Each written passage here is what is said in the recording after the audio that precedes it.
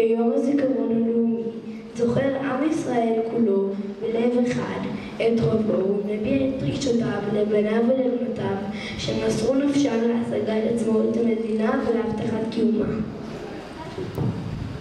אנו נמצאים פה ומרכינים ראש לזכר הנופלים שאינם איתנו עוד. רגע לפני יום העצמאות ה-67 למדינת ישראל, רגע לפני השמחה, רגע לפני, אנו מתייחדים עם זכר הנופלים.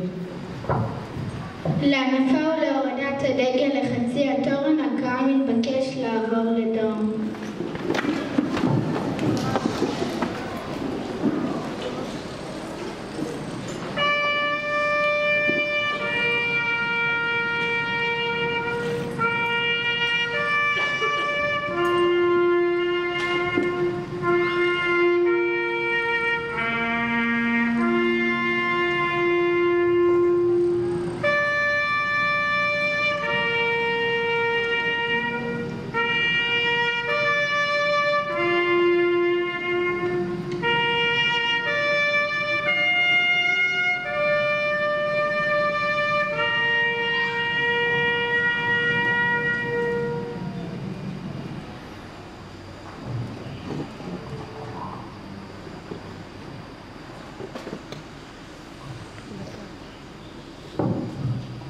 כולנו נשארים לעמוד. עם הישמע הצפירה אנחנו מרכינים ראש. הורדת הדגל מסמלת עבור כולנו את התחושות. עם ישראל כולו מרכין את ראשו, מתייחד עם זכר הנופלים, כמו הדגל שנמצא היום בחצי התורן ולא מורם. בתום יום הזיכרון, עם חגיגות יום העצמאות, הדגל יחזור לראש התורן ואנחנו נחגוג את יום ההולדת של מדינת ישראל. אנחנו נמתין בסבלנות עם הישמע הצפירה ונתחיל את הטקס.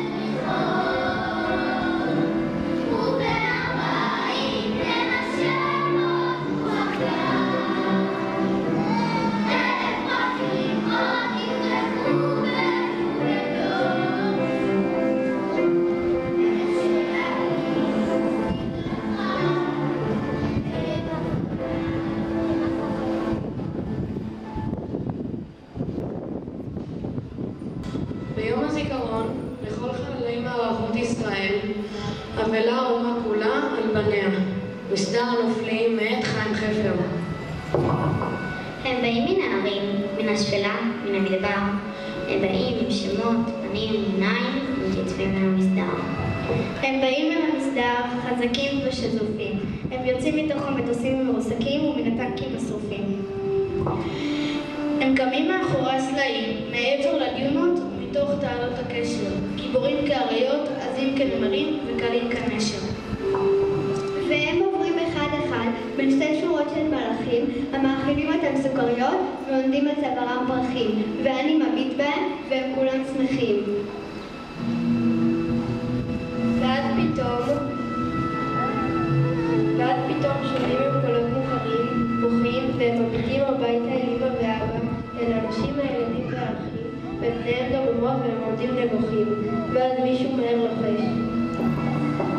סליחה, אבל היינו מוכרחים, ניצחנו בקרבות, וכעת אנו נחים.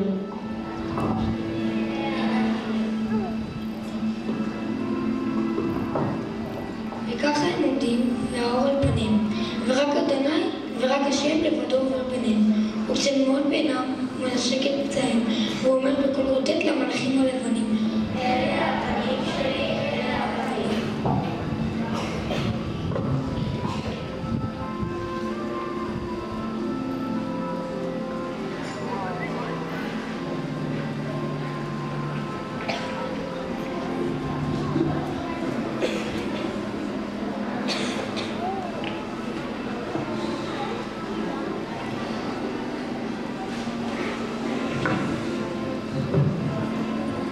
מבצע יונתן או מבצע אנטבה היה פעולה צבאית שביצע צבא ההגנה לישראל באוגנדה ב-4 ביולי 1976 במטרה להציל 106 נוסעים יהודיים, ישראלים ואנשי צוות מטוס אייר פרנס שנחטפו על ידי טרוריסטים במהלך טיסתם לישראל לצרפת.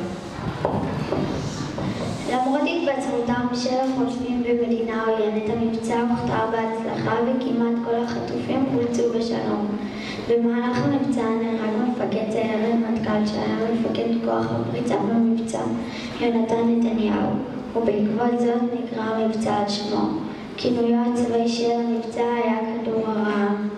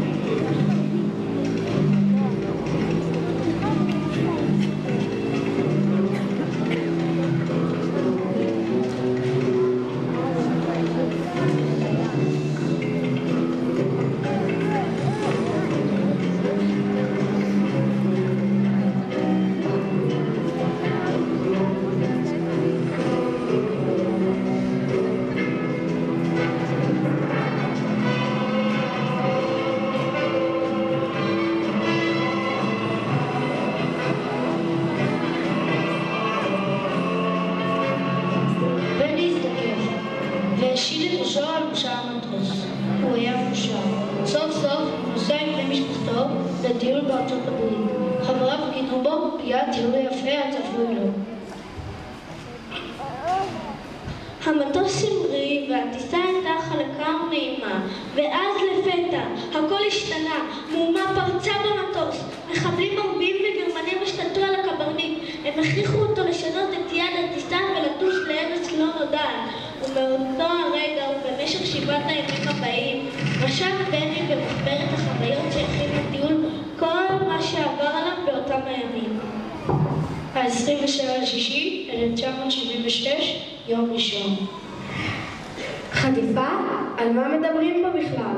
אני בסך הכל ילד, קוראים לי בני ואני גר ברחובות.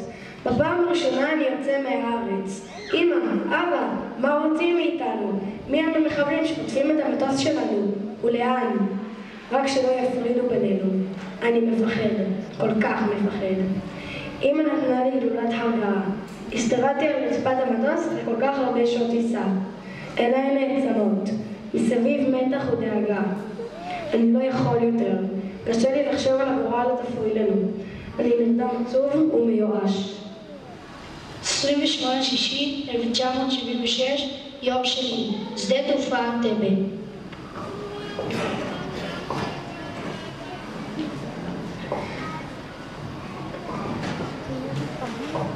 מסבירים לי שנחתנו מלמען התעופה אנטבה שבאוגנדה. הגענו לאפריקה. המחבלת הגרמניה רעה. היא צועקת כל הזמן ומפחידה את הילדים שבין הנוסעים. אבל המחבל הערבי עושה את עצמו טוב לב ומחלק לנו סוכריות צבעוניות מתוך קופסת פח. רמאי אחד. אני מסתכל עליו וחושב, אולי יש לו חומר נפץ בקופסה. אני כבר לא מאמין לאף אחד. האם מדינת ישראל יודעת שנחטפנו? מי יציל אותנו? הורידו אותנו לבית הנתיבות. אידי אמין, נשיא אוגנדה, בא לבקר אותנו. אבא שלי אומר שהוא קשר ומשתף פעולה, אבל רק הוא יכול להציל אותנו. אני פורץ בבכי. מתי אמא? מתי נצא מפה? אני לא יכול יותר. אמא אומרת שצריך להמשיך לחיות, לאכול, להתרחץ, לחייך ולחכות בסבלנות. 2/7/1976, יום מוצאי שבת. אני מתקשה להירדם. מישהו ששוכב על מזרן לא רחוק ממני נוחר. מהגרביים שלו נודף ריח עז. אני נתקף צחוק ברוע והוא מדביק את כולם. כשאנחנו צוחקים נשמעת פתאום ירייה, ואחריה עוד יריות. המחבלים מזנקים ממקומם. אני רץ נעים.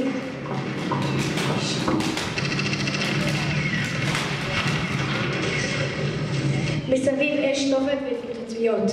אנשים צועקים, אני לא מבין, מי יורה? במי יורים? אני בטוח שעכשיו נמות. קשה לי לחשוב. אני רואה במוחו ומתפלל. שמע ישראל אדוני, תציל אותנו מכאן, תיתן לנו לחיות, אל תיתן להם להרוג אותנו. פתאום אני שומע צעקה. חיילים ישראלים! מה קורה כאן? באו להציל אותנו?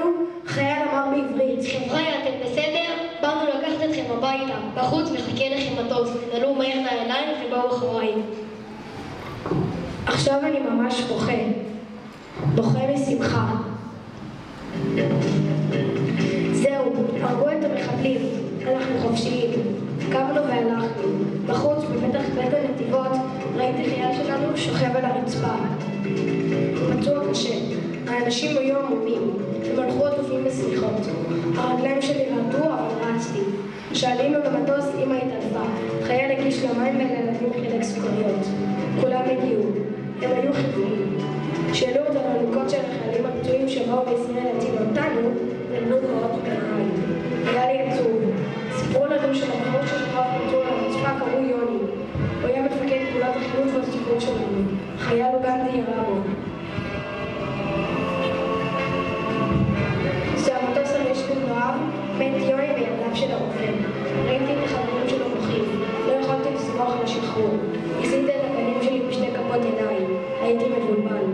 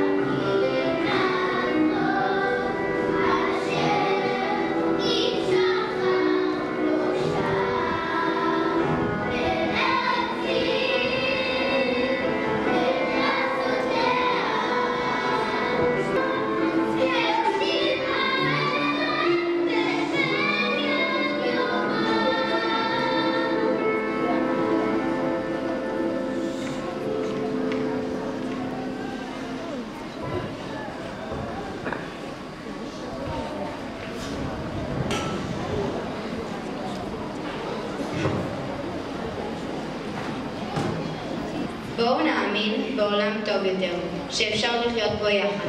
נקבל זה את זה, נוותר, נתגבר, נחיה בשלום, לא עוד פחד. בואו נאמין בשיתוף פעולה, נקשיב, נתחשב ונישא תפילה לשלום, לשלום שבינינו. בואו נאמין בעולם טוב יותר, של כבוד הדדי ושל יחד, שנקום על בוקר חדש ואחר, ונחיה בשלום, לא עוד פחד.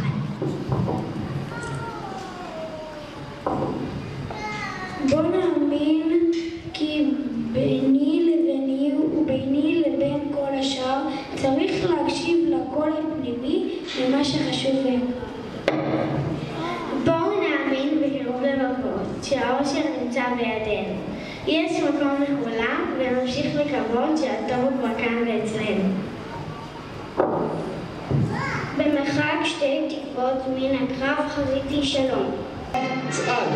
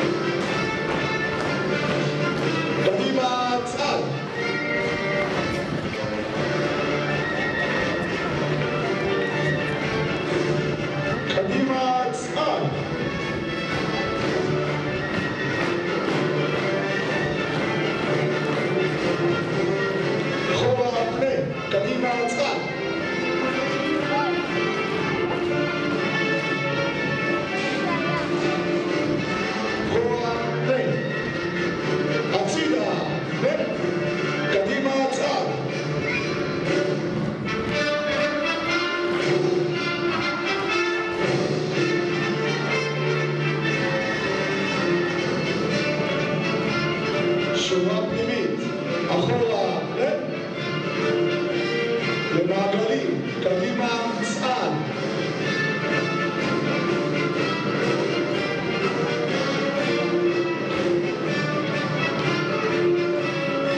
למצב שושנה, קדימה, צעד.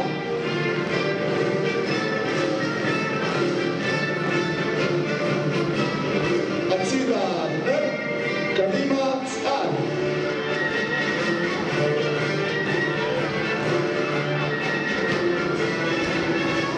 במקום דרוך, הצידה, קדימה, צעד.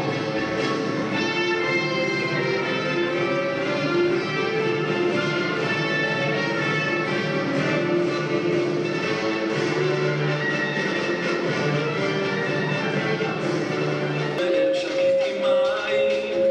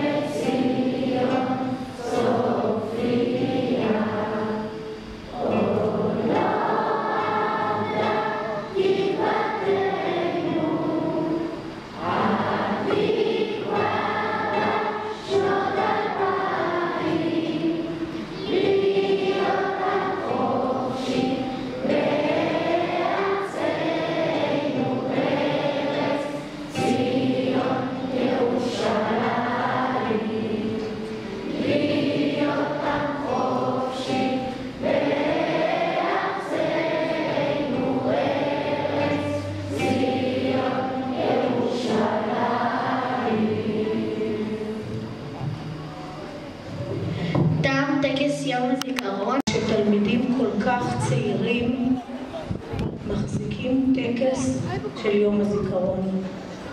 לצוות כולו, במיוחד לעדיאלה, אוהד, ענאל, שרון, הודיה וטל שעלו על הטקס. אני רוצה להזמין את רני לשתי מילים.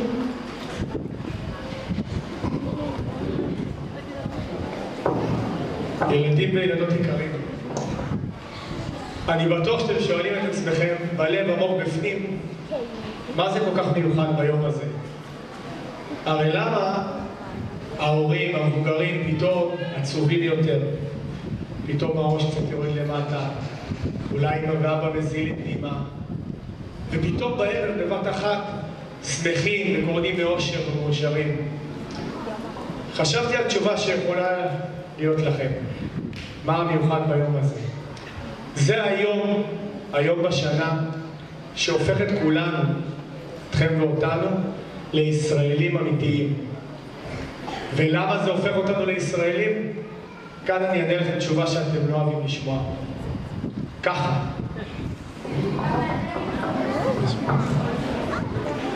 התלמידים ייכנסו עכשיו לכיתות. הורים, אני מבקשת לתת להם לסיים את היום עד לשעה 12 בצורה מסודרת. תלמידי כיתות ה' קודם כל יעלו למעלה כדי לפנות את המערכת.